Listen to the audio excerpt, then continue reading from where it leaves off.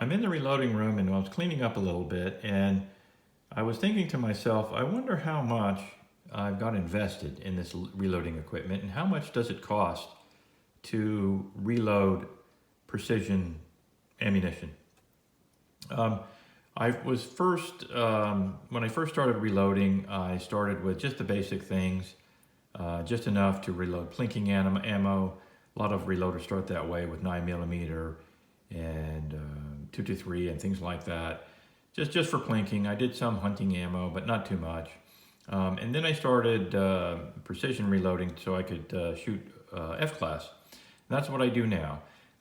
So I'm gonna make a video on what it costs, and I'm gonna have kind of two sets: what I could do it with, and really what I started with, and what I'm doing now. So there is there's more expensive equipment that you can buy, or that I could buy, but this is pretty much good enough to get where I need to get in F-class. So I'm going to start in kind of like I'm in the process of reloading. I'm going to start cleaning with cleaning the brass after I shot it, and then progress all the way through until I've gone through all of the equipment that I use to get a fully loaded match round. The first step in the reloading process is to clean the brass. I use a Hornady tumbler. They make these in several different brands. However, I just happen to have the Hornady from many years ago when I started reloading. The Hornady tumblers are about $90 now. I also have a Frankfurt Arsenal wet tumbler. This is the mini, this is the small size. These are very good, but however, I don't use it very often because you have to dry it. After I'm done, I have to dry the brass or let it dry. The Frankfurt Arsenal tumbler is about $105, and then I use the little chips, stainless steel chips inside for media, and those are, I think, about $40 for 5 pounds. After cleaning the brass, I anneal the brass. I anneal every firing. Generally, I will tumble in a dry media. Currently, I was saying before, I use rice. That way I can take it right out of the tumbler and put it on the annealer. If I were to use the wet tumbler, I get much cleaner brass, and it's nice and pretty, but then I have to either let it dry or dry it in the oven. So I just generally, I will use the dry tumbler, bring it in here to the annealer. I'm using a bench horse annealer. That way I can just load the cases and there's a consistent time, but it's not necessary. I could just, in the past, I just took the propane torch there and spun the case with a drill and then counted the number of seconds using a metronome application on my phone, and so I can get a consistent anneal. This way, there's a timer here built in. You can get the flames at the same speed and then run that. The bench source annealer is about $600. After the brass is annealed, the next thing I do is to deprime the cases. Depriming I could do, and I used to do depriming at the same time I size the cases, but either way, you need a press. I have 3 presses. I don't really need 3, but I just have them through different stages of reloading. Over the years, I've accumulated more equipment, and I'm able to use the older equipment. So Lee, I started with. This is a very good press. I really just used this when I was first starting out. I bought one of the sets. I mentioned it in another video. And the Lee press is a very good press. It just takes more time. It might not be as accurate as the other presses, but I think if you spend the time, or when I used to spend the time, I would get good precision ammo off the Lee press. Once I started shooting in competitions, actually before I started shooting in competitions, I had an older RCBS press that I used to use too. It was pretty wore out and I actually broke it. I started using an MEC press They're very good. They have a cam over feature. I've got the die in there. It won't let me show you the cam over, but it cams over just like the RCBS, and I'll show you that in just a second. The MEC is a very good press. It's worked very well for me, and also I bought it with a stand. The press itself, you can buy them now for $280, and I think that stand there is, so this is the press from here up, and then the front, but this stand is, I think it's about $50. So my other press is the RCBS press, the Rock Chucker. I've always liked this. I had an older one that I'd broken, but this is a good one. It does have the cam over feature. Let me show you how that works. So it actually doesn't cam over. I call it cam over or cam lock.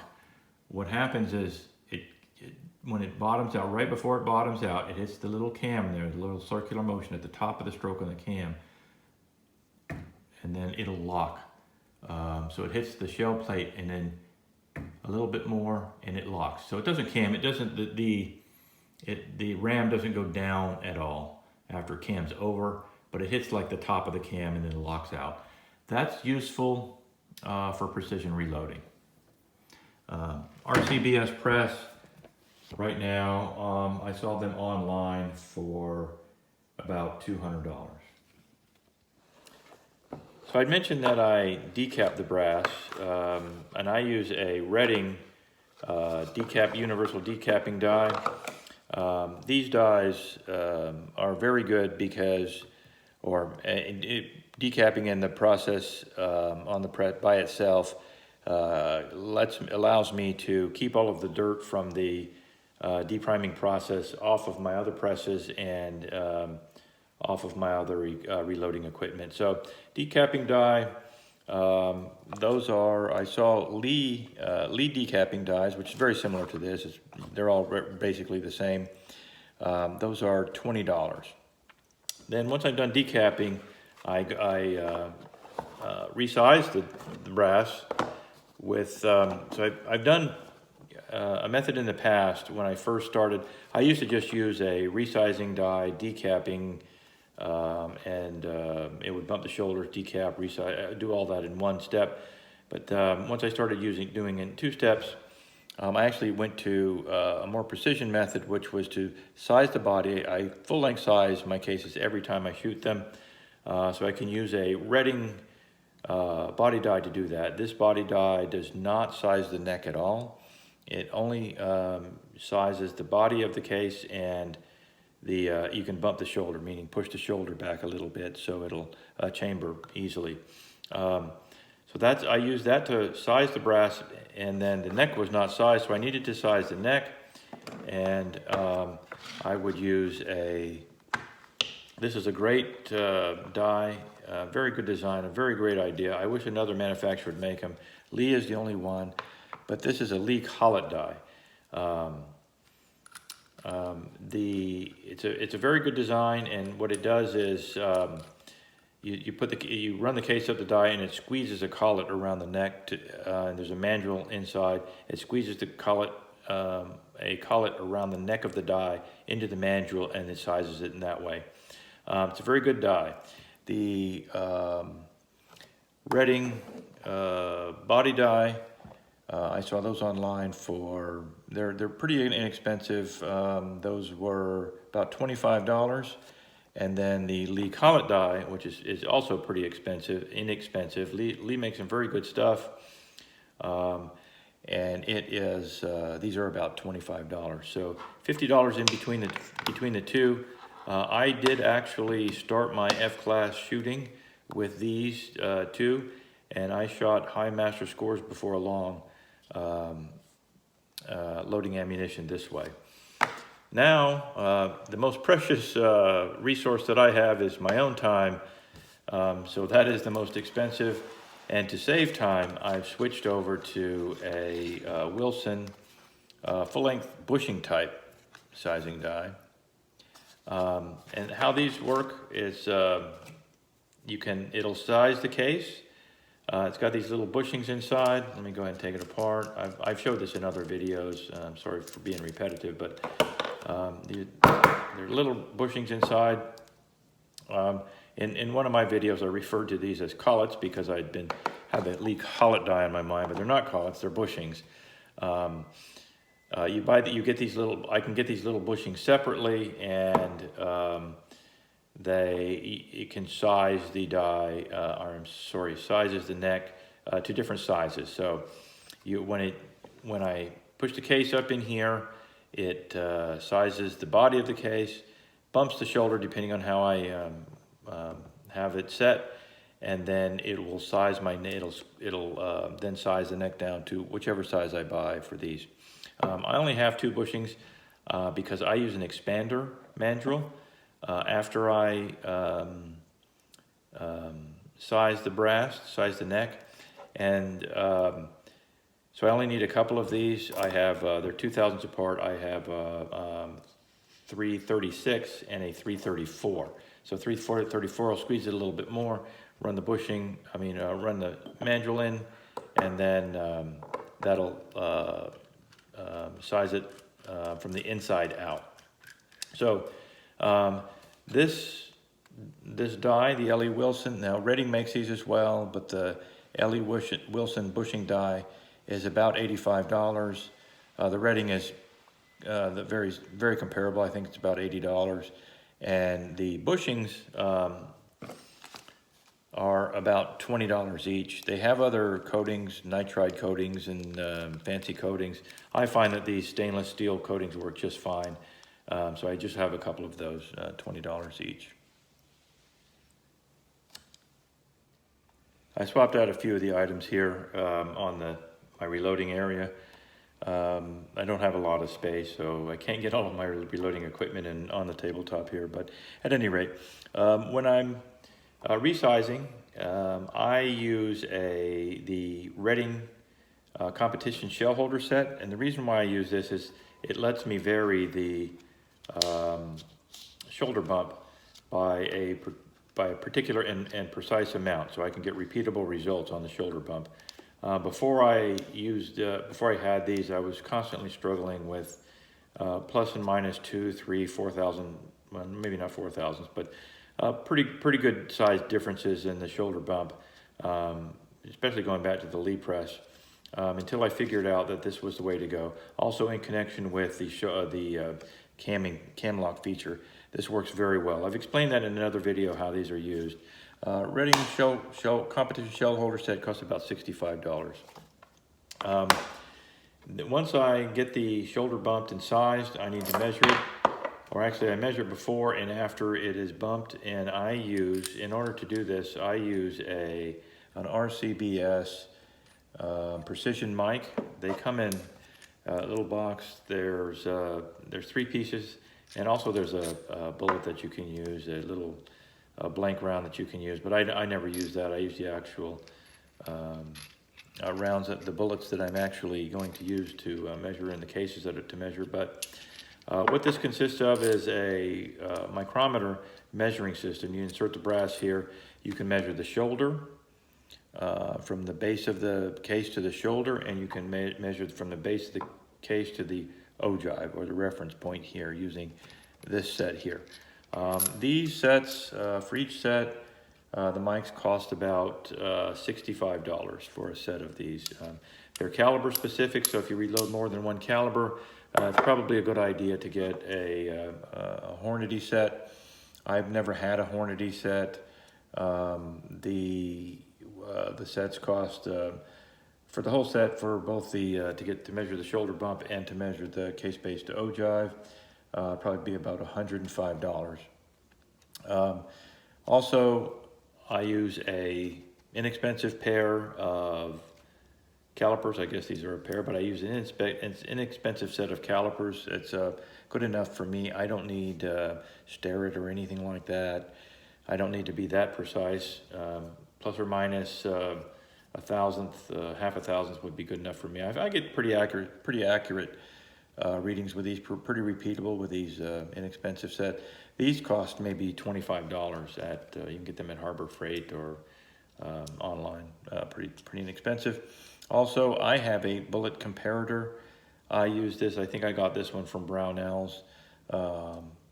Once again, if the Hornady says these are probably maybe $30. Hornady, one of these, and then you have to buy the insert. This is a 30 caliber insert, but I got them I think from St. Clair for about the same price, probably maybe $40 for this gauge. All right, then once I get the case size, the shoulder bumped, I can measure it once again with my RCBS, or if I had a Hornady tool, I could use that, but I like this. Then I use this expander. This is my version of an expander. I could have bought an expander from 21st Century. I think Hornady has an expander die itself, and all they are is the same kind of thing as this, and then you can buy different size expanders. I don't do that. I use an RCBS bullet puller because it's got a collet here and it can lock down on this expander. It does just the same job as the others do, although it doesn't float in here, but I can leave this loose and it will float the entire assembly.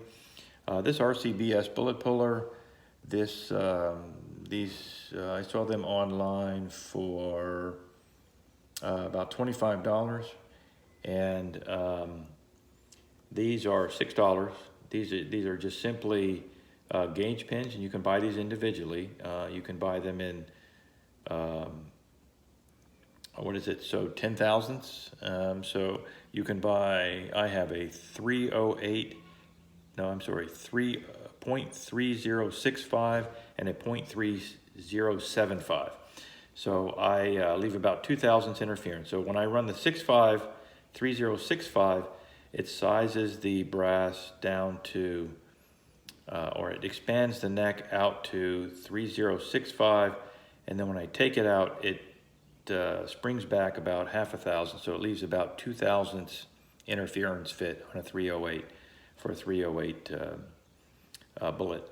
I have a 3075 one. I don't use that very often, but that would leave about 1 thousandth interference fit. I really can't tell the difference between a 1 and 2 thousandths interference fit, but 2000 seems to work well for me. So that's the expanding die that I use. All right, so once I'm done with that, I will, let me get some other things out here. The next thing to do would be to prime the cases.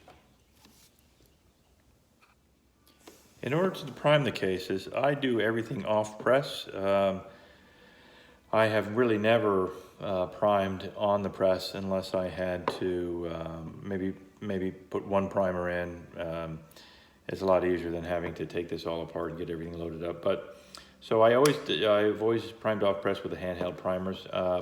This one happens to be a Hornady. You just put the primers in here and then set the cases. You need a case holder, you put it in there and you hold the case. This works very well. If you can prime by feel, it works good. Also, it has, you can put 100 or more primers in here and then it would feed them. It's not as precise, at least for me. I don't know whether it really needs to be precise, but I like to seat all of my primers to be at a consistent seating depth. This hand primer is, this is a Hornady, but I think the most popular one is the RCBS. It would cost about $50 online. I'm currently using the 21st Century hand priming tool. This has to be hand loaded one at a time, but it's got a positive stop and it's got a click adjust to adjust the seating depth on the primers. It works very well. These 21st Century priming tools are very nice, and comes with a set with either large or small primers. Very easy to use. The single loading feature is not a big deal. Rather than having the reloading tray, I use actually an old Hornady reloading tray to put the primers in to orient them correctly.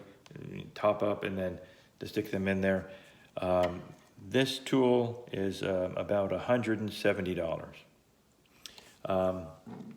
Once I get done priming, the next thing I would do is charge the case. And let me get out a couple of the scales that I've got and go over those. I forgot to mention before I prime the brass, I trim the brass. I don't necessarily do this every time, but I trim most every time. If I don't, I will at least chamfer or deburr the, chamfer the inside of the case neck. However, when I trim, I use a Giro tri-way trimmer. These are very good. They trim, chamfer, and deburr at the same time. All you do is hook them up to a drill, get it set, run the case in here, and it trims, chamfers, and deburrs all at the same time. Giro also makes a base system. It's powered, and it sits on the, and it sits on the top of the reloading table, and you can just either push from the top, I think, or you can set it to go in. And then you stick the case in, but it's all set up. It works off the same cutting blade, I think, but those are a lot, I think they'll be a lot quicker and probably maybe somewhat more consistent depending on, the drill sometimes will wobble.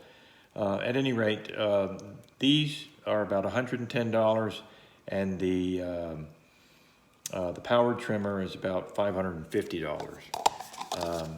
So once the brass has been trimmed, so the sizing then prep is all complete, and it's ready to be charged and then seat the bullets. So in order to charge it, how I used to do it was I would use my Lee powder dispenser to throw the charge and throw it light. So if it was, say, 45 grains, I would throw 44.5 grains or so, and then I would trickle up. And I trickled up using different manners. So this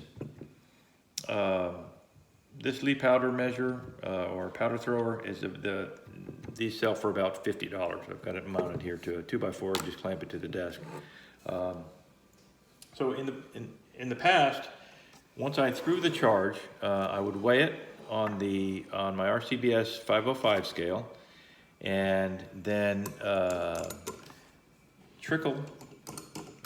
use this trickler to slowly just drop granule after granule until I got to my target weight. This RCBS scale, you can buy these now for $80, and the trickler is about $35. This is very time consuming, having the scale, it's very precise though, but I've made some modifications. I've talked about these modifications in one of my videos, other videos. But so what I did then was went to a digital scale. These are relatively inexpensive. You can buy these, I've seen these online for maybe $30 to $50. I think they're all about the same. They're all inexpensive, battery powered. I really didn't use this one. I never thought I could get the precision. I kept on getting a lot of drift in the electronic scale. I did use them a few times, but I found myself going back to the RCBS scale. This is good for weighing primers, and also if you're gonna sort bullets and things like that. I don't sort my bullets by weight, but it would be good for that. This can be used, but I don't know for precision, I think I would stick to, and I did in the past, I stuck to the RCBS beam scale. It's a little bit longer, takes a little bit more time. Then I graduated from those to I went to the, see if we can get a better angle on this. I went to the A&D FX120 scale. Now this scale works very well. I never did, or maybe I did for a little while, use the trickler on it. I did. So I would trickle, I would throw the weight, and the same thing as using the beam scale. However, I would trickle what I needed onto the A&D FX. This is very repeatable. It's a laboratory grade scale, and they're very good. A&D FX scale, A&D FX 120, this scale right now is about $600. I went from that to, rather than trickling by hand, I bought an auto trickler. I originally had a V3 that did not throw. It just simply trickled. And those sold for, at the time, about $275. I don't think you can buy them anymore. But then what I ended up with was a auto trickler from Adam McDonald, and these will throw the powder, and all you have to do is put the little cup in. I've used it in many of my videos now.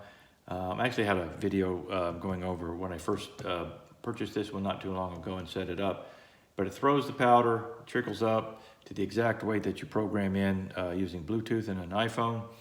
And you just simply charge it. It does everything for you. You pull it off, dump it in the case, stick it back on there, and it runs another one. These go for about $500. You can buy the scale and the auto trickler for about $1,100. The next thing I do is, once I charge all of the cases, actually I do them now one at a time, I charge it and I seat the bullets. So let me get my bullet seating equipment out, and I'll go over that. To seat the bullets, I use an arbor press and a Wilson inline seating die. I've always used the inline seating dies to seat precision ammo. For plinking ammo, I will use the dies that come with the die sets on the press. There are some micrometer top dies that can be used on the press, which may be as accurate, I don't know. But I do know that these micrometer dies are very repeatable. It's got a positive stop. How it works is the bullet is being seated deeper and deeper until it hits the stop until the top hits the stop on the die body itself, and it's very consistent in the way it seats bullets. So this came with the top like this without the micrometer on it, and right now these are about $60. The micrometer top I bought by itself, and it's interchangeable between calibers. Just need to change the seating stem. But this was, I think, $40. You can buy them now. I noticed that they were for sale on Sinclair, which now is Brownells and Sinclair Brownells, for $40. So for $40 plus $60, I've got two tops, one that I can leave set once I set it, and then another I can use the micrometer top for to adjust if I'm doing bullet seating tests or something like that. So it's very handy. I could have bought the micrometer top die. It's a little bit different configuration than this, but those by themselves are $115. So to me, it seems like this is the way to go, but those are the prices. In order to use this die, you need to have I needed a arbor press. This arbor press is K&M, and the reason why I have the K&M, I also have another 21st Century, but I have the K&M, and the reason why I have it is because it has the dial indicator, and you can measure the seating force. There's a spring inside here, and you can measure the seating force needed to seat the bullet. So it's a very good unit, works very well. I've shown, I think, both of these presses that I have on different videos. This one is good because it lets me know how consistent my neck tension is. These presses with the standard force pack right now, I saw them on the internet for $260. How I measure my seating depth, once again, I use the bullet comparator. I talked about this. This is actually a Sinclair one, And then also, and I think this is more accurate, it just takes a little bit more time, but this is the RCBS, what were these called? The RCPS micrometer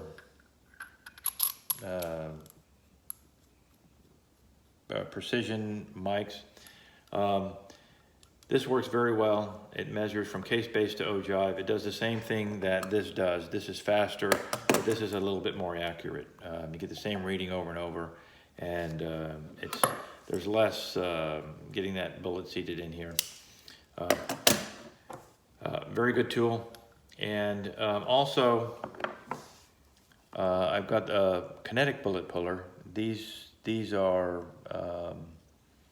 this is, I think all the makers make these, Hornady, other manufacturers, but you just put the bullet in there and you bang on it. I use this for seating. When you seat it a little bit too deep, you want to back it up, you just wrap this on the on a hard surface a couple of times. Don't hit it so the bullet actually gets pulled, because you get gunpowder and all that. And you just you can knock that bullet out 10, 15, 20 thousandths, whatever you need. Just bop it, and then I can reseat it again using my seater die. So this is a very important piece of equipment for me. These are about $25. So that's it from cleaning all the way to seating the bullet, having a finished cartridge. Those are all of the costs. Let me add up everything and I'll do a wrap up. Alrighty, before I wrap up, I didn't mention a few other miscellaneous items, and I could probably go on for another 30 minutes with miscellaneous items that I use. I always have a little flashlight. A lot of these are just household items anyway, or reloading things that you have around. Magnifying glass, reloading trays, of course, neck brush, some other miscellaneous brushes to clean the equipment and so on. I didn't include these. They're very inexpensive, and I didn't think that it was too necessary. But nevertheless, they are needed for reloading. I just remember going back when I first started F-class. Some of the F-class shooters that I saw around the rifle club or our gun club, and some of the sling shooters, they would tell me, oh, just grab you a hunting rifle, box of ammo, a Harris bipod, and come on out and shoot F-class with us. Little did I know, a few years later I'd be in this kind of a financial commitment.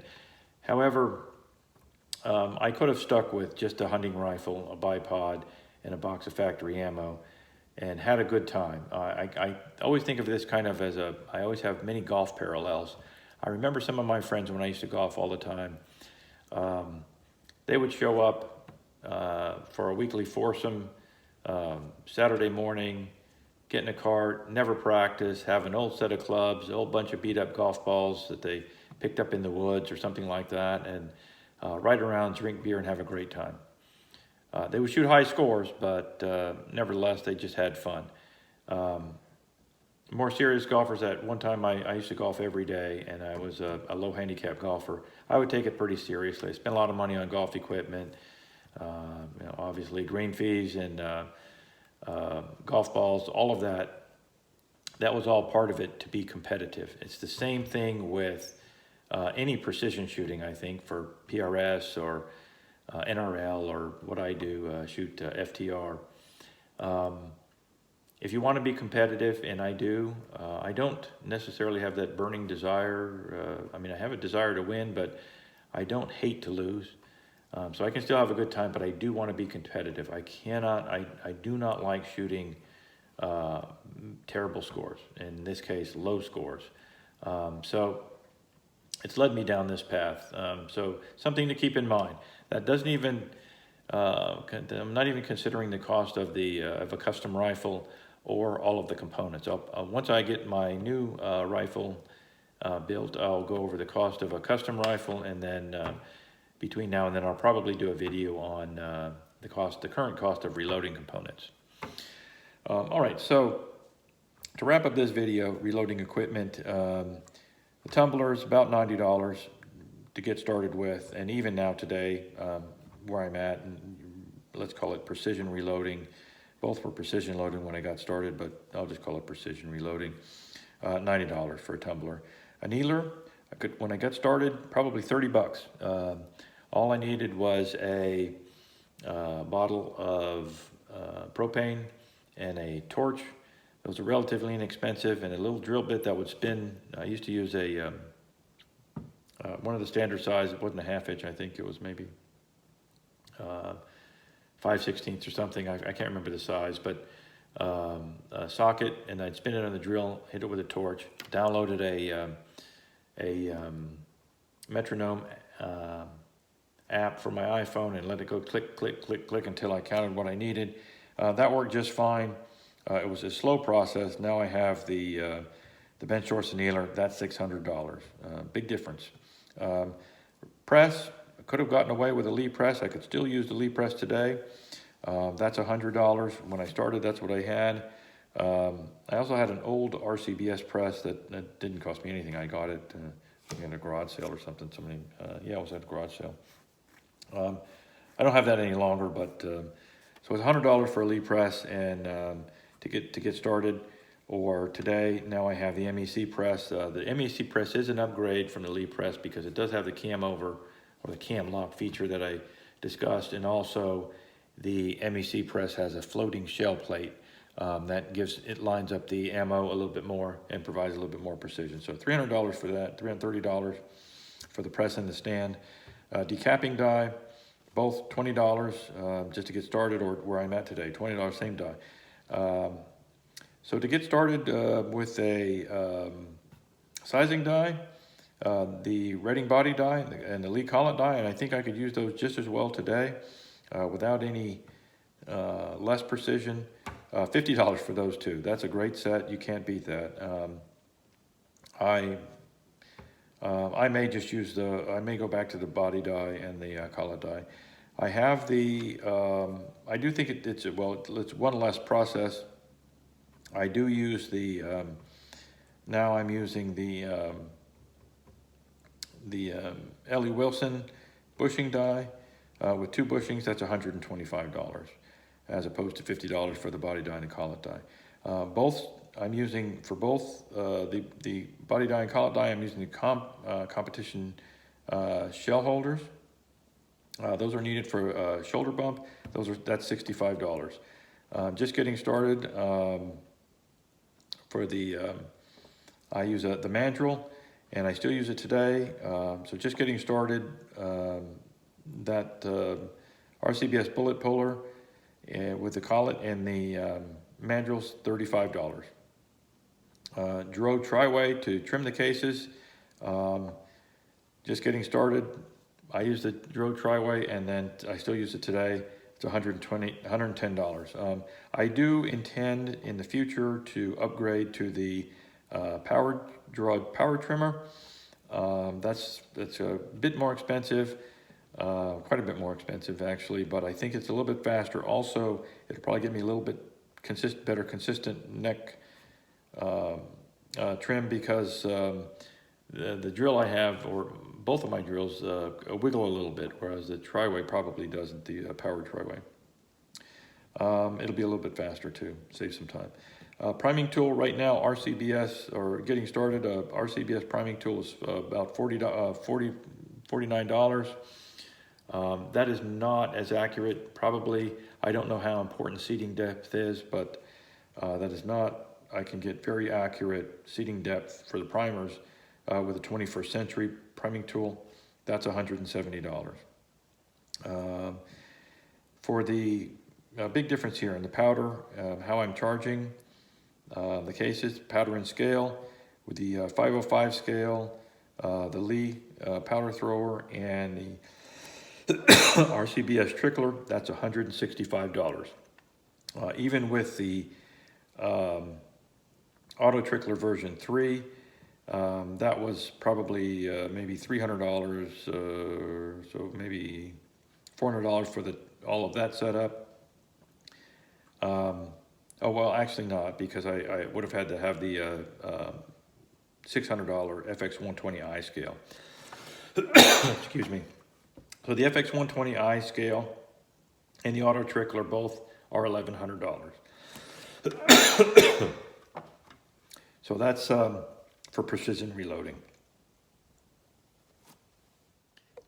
Big difference there between $165 and $1,100.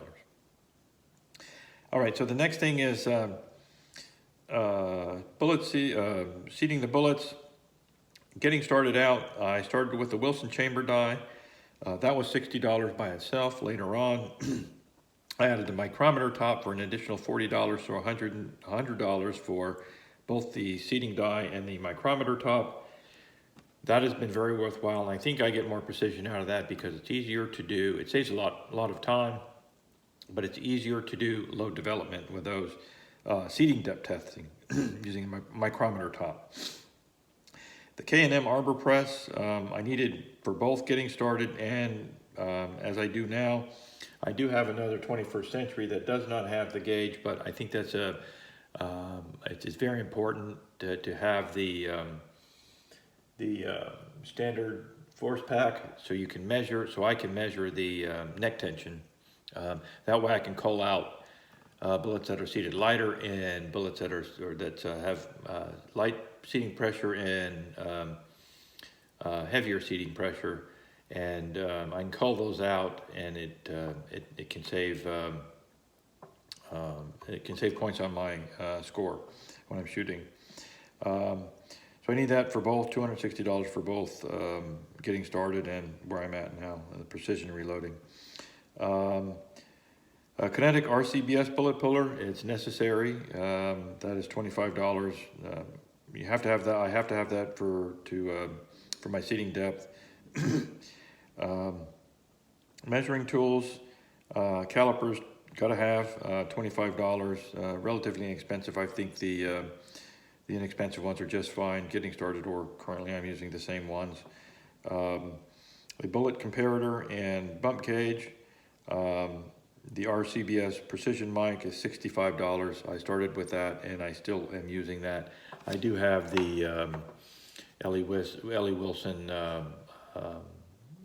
based ogive measurement tool. I forgot what these are called, but in the bushing, that is a little bit extra, but it's just for speed. Actually the RCBS tool is not that slow. That's just a little bit faster. The RCBS tool is a little bit more accurate though. So total cost, if I was just getting started today to reload the precision ammo that I need really to compete, or not compete, but to be competitive in FTR, total cost is $1,114. So let's call that $1,150. The precision, where I am at today, the big differences being the Annealer, the FX120i and auto trickler, and the 21st Century primer seating tool. The total for all of those is $2,886, so let's say $2,900 compared to $1,150 just starting out. So anywhere from $1,150, somewhere in between, all the way up to $2,900 would be the cost of a very good, in my mind, a very good set of the equipment necessary to seat precision ammo. In order to, there are other upgrades, as I mentioned, the Giro tool, an amp annealer. I'm not convinced that yet. The jury is still out if annealing makes very much difference on in accuracy, mainly neck tension. It may not. I know it does save the life, but I can anneal with a torch just as much as I can anneal with an amp annealer. An amp annealer would add about $1,000 to the cost. Amp annealer is $1,600. The bench source that I have is $600. So that's another upgrade. I don't know if there's an upgrade in neck tension, the amp press. I think that the K&M is just fine. I do believe that neck tension is very important, but I don't know that the amp press would it would just help me cull out some rounds, because it's machine driven, not hand driven. So the consistency there would be more. So that may be possible, an upgrade one day. And there's probably a handful of other items that I could use that would be upgrades to what I have now. So I'm somewhere in the middle, but I think that the equipment that I have is pretty good to remain competitive. Maybe the next level, I might need to upgrade a little bit. Now, this equipment is all in addition to the rifle. Once I build a custom, get my new rifle built, I'll talk about the cost of a custom rifle, and also I will, in the next few days, I will probably make a video of the cost of the components. Current cost of components is pretty high, and I'd like to make a video so that I can look back in the future, as with all of my other videos, I can look back in the future and see where I was now. Hopefully prices on the components will come down or remain the same for the future, but at any rate, I will probably make that video. That wraps everything up. Thanks for watching, and I hope to see you next time.